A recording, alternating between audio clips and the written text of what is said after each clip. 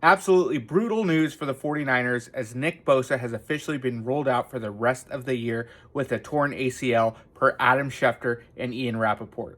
Now, initially after the game, Kyle Shanahan said team doctors thought that the ACL was still intact, but there was still some concern there. In fact, a lot of people thought maybe there was just a bad sprain, potentially PCL. It turns out it was the worst case scenario being the ACL. Now, Nick Bosa is going to be out for the remainder of the year. It's going to require surgery. Um, if there's a silver lining, which I don't know if there is with an ACL, is that it happened at the beginning of the year rather than middle toward the end of the year. Now, he's going to have a long recovery process throughout this. And unfortunately for the 49ers, several of the available free agents have already been picked up. More recently, Jadeveon Clowney was picked up by the Cowboys. And so there's not a whole lot out there outside of maybe potentially a trade. If the 49ers are looking at trading for maybe his brother, Joey Bosa, who signed with the Bills, maybe they're looking to sign for a familiar face like Chase Young. Chase Young did sign an expensive deal at 3 years, $51 million. 49ers do have the cap to take that on.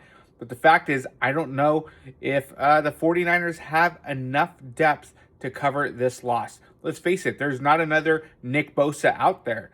So the 49ers are going to have to rely a lot on Michael Williams and Bryce Huff. But the reality is they need more depth.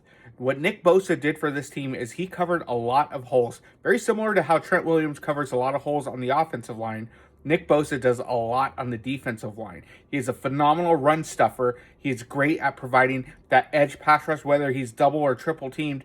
He's great at setting that edge.